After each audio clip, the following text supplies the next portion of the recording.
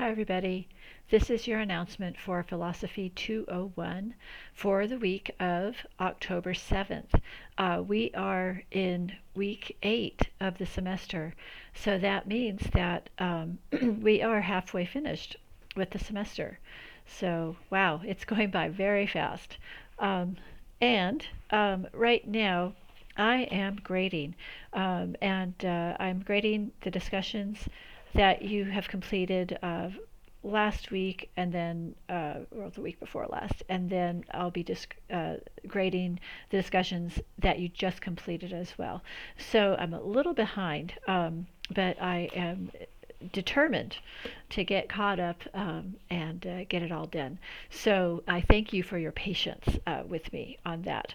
But for this week, you are moving on to Module 2.3. This is an essay module. Okay, so this is the second essay module for the class.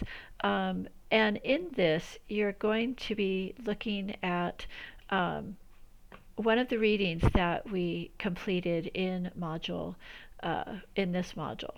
And so what I want to do is just to go over this a little bit with you. So this is going to be a short essay similar to the one you did last time.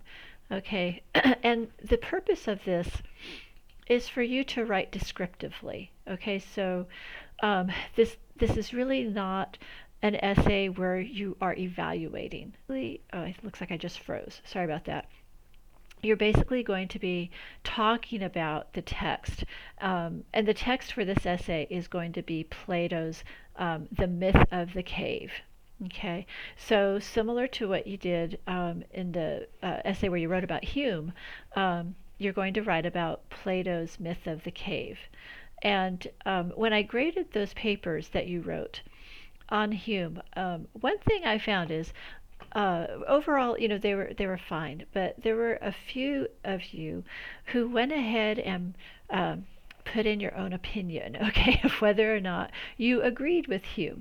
And, I respect that, but that is not what the assignment is asking for, okay? So you will get a chance to evaluate, okay? In the next essay you do, it will be a critical evaluation, and you will get to tell me what you think about, of course, based on evidence, but what you think about the text. But for this essay that you're going to do this week, this is descriptive, so it's just so that you can practice writing about what is in a philosophical a paper, of a philosophical piece of writing. Okay, so it is just descriptive. All right, so the instructions are first you want to reread The Myth of the Cave, okay, before you start, and then just follow my structure, which is number one, introduce Plato's philosophy by talking about the topic of his writing. What is the subject that Plato discusses in The Myth of the Cave? And that's one paragraph. Next, describe the main points of Plato's argument by responding to the following questions. Okay, so this is how you're going to describe the main points of his argument. So the question you're looking at is, what does Plato's Myth of the Cave tell us about the human condition? Okay, this is going to be 2 to 3 paragraphs. So you're going to want to continue to write an essay format when you respond to that question. And your response should be a continuation from the introduction that you wrote.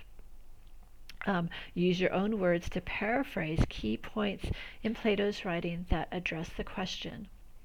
You may use quotations from the text. However, you must explain each quotation's meaning and how it supports your response to the question. So that's an important one. Okay, so make sure you explain the quotations that you use. All right, and how does that support what you're saying? Citing your sources is really important. In the Hume paper, there were a few of you that had trouble with this.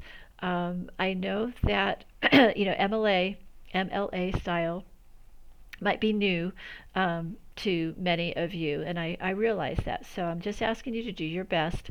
There are sources that you can use. I'm going to turn around just for a minute. You might have this for a class that you're taking called English 111. If you have this, you can use this for this assignment. This pocket style manual has just about every style there is. And in fact, here is the section on MLA. Okay, so you can use this. There are also online resources. The Purdue OWL is very good. I will put a link to that in this announcement. But if you have this book or a book like it, I recommend it. I like books. I just have an easier time working with those. But that will tell you how to use in-text citations. That's very important. You have to have in-text citations within the body of your essay. And then, of course, you need to have a works cited. Now, for this paper, of course, it's just going to be one thing, but you still have to have that. Okay, so I know there are a few of you who had trouble with that. If you are having trouble with MLA, please get in touch with me. And I can help connect you to some resources that will help you. Okay, and I'm not coming down super hard on this. I mean, some of my colleagues are like, getting people for plagiarism. If they don't do their citations correctly, and realizing that you're learning. I'm not going to do that unless I see that it's egregious, right? I mean, unless I see that that was the intent, was to plagiarize. But for the most part, I know it's just a learning curve issue, and you're learning how to use MLA or any style, okay, in your papers. All right, so that's my public service announcement for this week. And I guess that's it. If you have questions about this assignment, please contact me, and I will get back to you and as best I can help you. Okay? So, once again, this is descriptive. For this, I'm not really interested in your opinion. I know that sounds harsh, but this is learning how to write about, how to describe a philosophical theory.